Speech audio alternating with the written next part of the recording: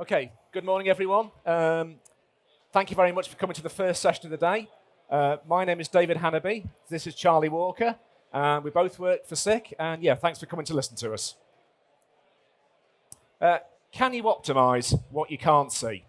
That's the question we're looking at today. And if the PLC is the brain of a machine, the sensors are the nerve endings. The brain receives signals from the nerves and says, right, okay, I'm going to, a set action is going to be needed based on the signals I'm getting from the nerve endings. Oops. And these sensors are used everywhere. So from the moment you wake up to the moment you go to bed, anything you touch will have used a sensor in its production. So your breakfast cereal, your tea and coffee, the car you drive, the mobile phone you use, the books you read, the list is endless. Virtually everything you touch during the day, a sensor will be involved in its manufacture. And chances are, if you're in Europe, the UK, or Ireland, it'll be a SICK sensor that's used in its manufacture.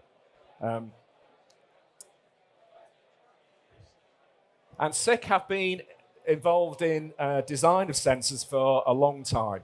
In 1951, we invented the first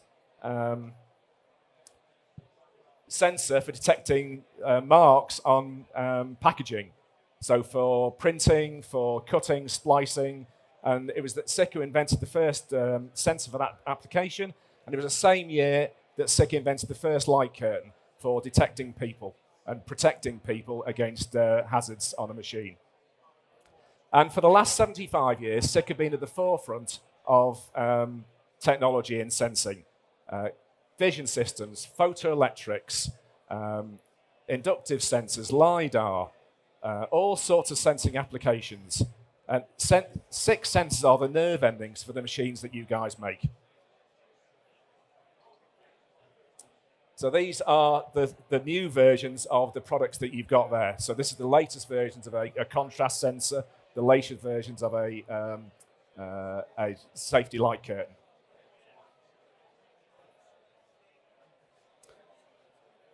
We continue to innovate, and for the last 75 years we've been innovating. And I joined the company in 2005. A year later, I went to my first trade show, and somebody showed me a technology inside a sensor called IO-Link. And it allowed you to access the data that was previously invisible to you guys. And like most people, I forgot about it for 10 years until 2014, 15, people started talking about Industry 4.0. And all of a sudden, the data is becoming important to us. We were told that the customer was going to start looking into more information and more data that's needed from the sensor. So for manufacturing, for logistics, for process, and that data would be king. And that's what the customer wants to see in the future. So all that hidden data needed to be accessed. So just like a nerve ending, a sensor can transmit lots of data. So vibration, temperature, shock, pain, we can feel all of those, the sensor can transmit those to the PLC and to the brain. This is an example of the simplest nerve ending. It's an inductive sensor. And for the most of its life, all it's been asked to do is to see if there's metal there or not. Is there metal there, yes or no? But now, we can access 50 bits of data from that single sensor. So no longer is it just, is there metal present, but what's the signal strength like from the sensor? What's the temperature? Can we get feedback on the sensing range? All this now is accessible and visible to the PLC. And what's that useful for? Well, the basic thing is it makes the customer ensure it's working as it should do. So is the sensor working properly? But now we can also say, right, okay, we can check for metal contamination on the end of the sensor. We can measure the distance from the sensors to the object. We can distinguish between different types of metals. all in this simple inductive that's now visible. And we can get data from all of these types of sensors. There's lots of different sensors here.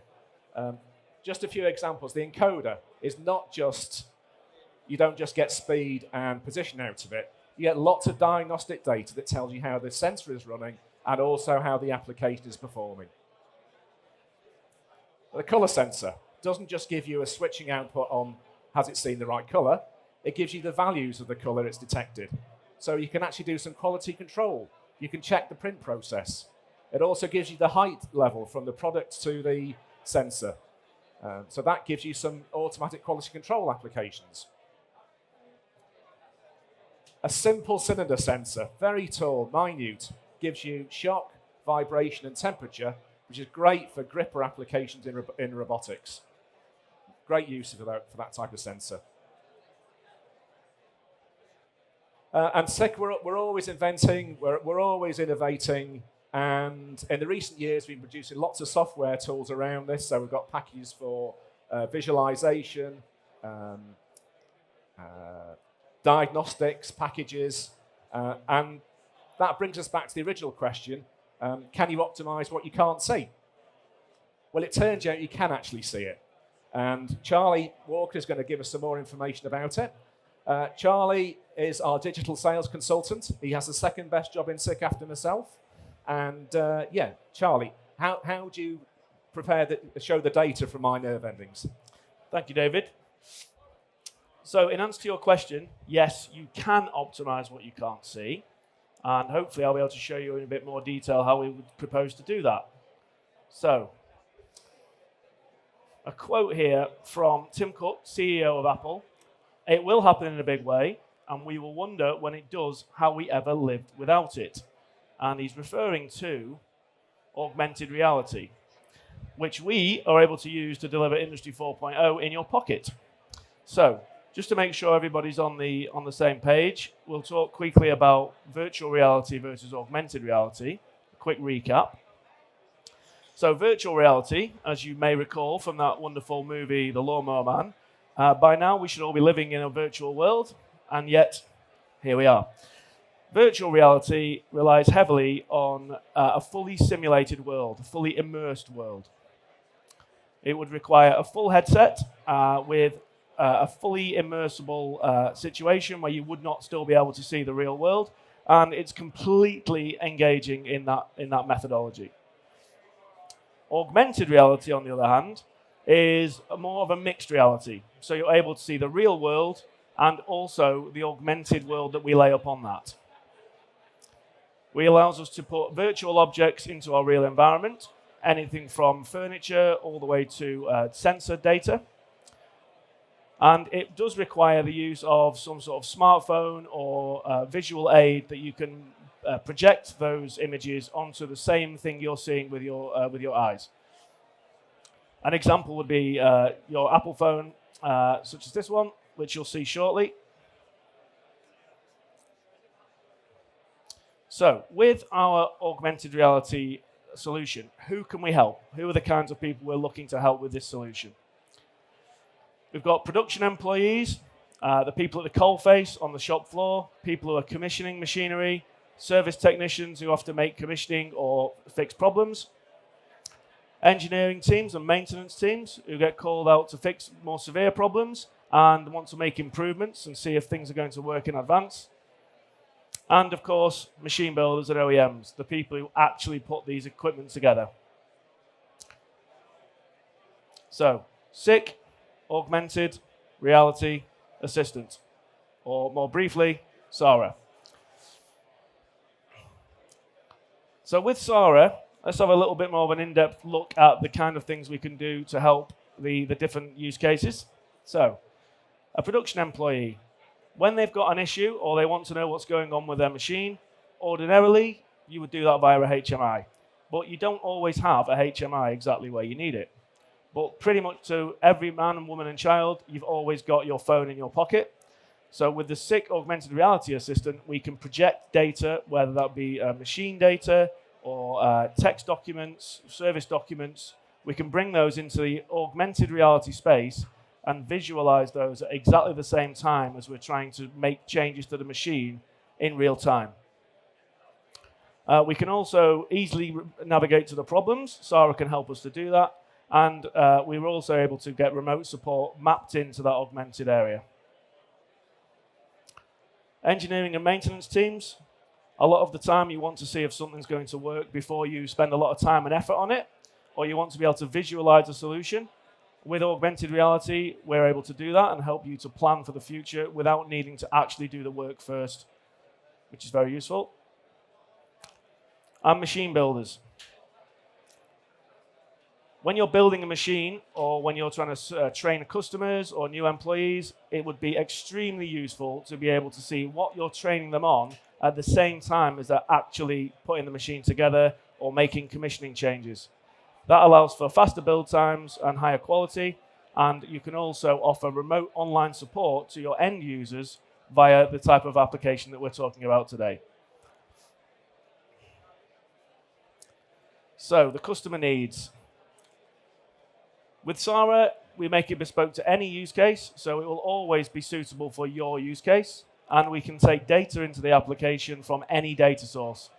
Primarily, we designed it to work with sensors, but it doesn't have to be a sensor. It could be PLC, it could be data from an API, it could be information that you can bring into your ecosystem, and we can help you visualize that at the point of use. We're going to help you solve existing problems and save time and money. We're going to enable simple integration to your existing systems and allow great usability. And we're also going to give you consistent service from either ourselves as a user or to allow OEMs and machine builders to supply consistent service to your end users. It's all very well and good me telling you about these things, but in all honesty, everybody always wants to see it to believe it. So first of all, got a short video that I'll narrate. So we've got a couple of operatives working in an environment, and they've got a problem. They've called the engineer, and he's come across. He's got 40 seconds. Stopwatch has started. Why don't you guys use Sarah? It's here to help. Okay, scan the AR code, and let's bring up some of the information that's related to that particular device. So straight away, we can see what's good and what's bad on the machine, and we can see that there's a displaced load as part of that robot vehicle. Of course, why didn't we spot that? Let's fix the problem, and away we go. Excellent. Still not working though, what's going on? Well, not really sure. Don't forget Sarah. It's always available, it's always in your pocket. Let's have a look at the safety fields of the LiDAR system. She stood in the way. Move back, and everything gets back to normal. Production can recommence, and everybody's a winner. And he's a happy chap. Okay. So, there's one thing to show you a video. Now I'm going to do my very best to try and show you it in real life. So I've got a little sensor demo down here where I'm going to be looking at a little flow meter. Okay, so I'm streaming my phone screen now. So if I open the Sarah app, and I'm going to go across to my working area, scan the AR code, got a green tick, and straight away I'm able to start to see what kind of values we've got on the sensor. So you can see my flow sensor is giving me a variety of real values. And at the same time, I'd also like to be able to see what's happened in the last few seconds. So you can see this, my finger's not in the way. See this little graph here? The graph's not really there. It's augmented reality. And I can show you that if I cover that fan outlet up, you can see there the fan feedback drops off. So straight away, at the point of use, I've been able to visualize not only the live data, but also easily what's been going on for the last few seconds. And that's completely configurable to your use case. So hopefully you'll see the benefits that can be gained from having that kind of data and much more data besides at the point of use where you haven't always got a HMI and you need to know what's going on at that exact moment. So, summary. The SICK AR assistant, Sarah, can help you save time and money during commissioning. It's always at hand. It enables quick error diagnosis to be able to move forward as fast as possible and save time and money. And it promotes creativity and new ideas in your engineering solutions.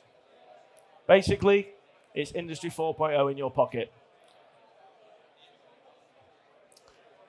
Thank you very much for your time. I would encourage you to come and see us at stand 75, and we'll be happy to show you some more about Sora and also some of David's nerve endings. Thank you very much.